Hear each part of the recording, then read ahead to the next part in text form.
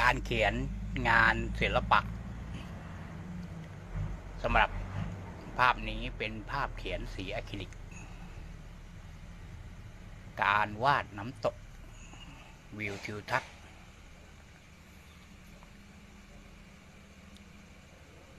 ก็เลยพาเพื่อนๆมารับชม